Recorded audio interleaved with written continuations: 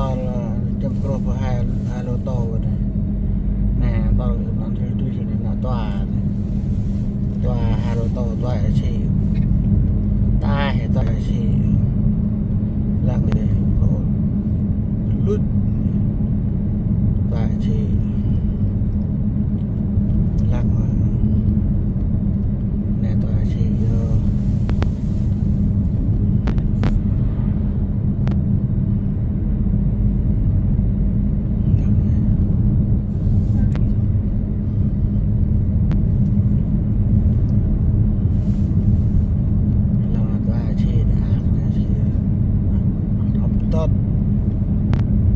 tệ giá trị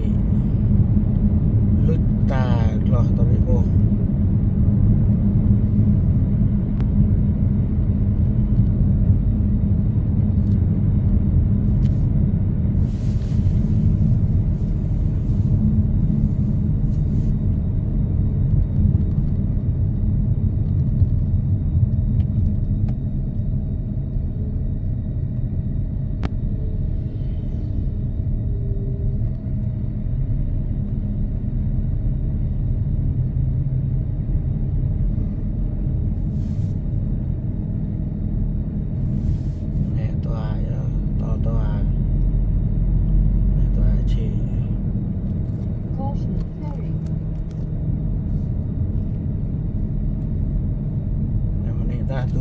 tu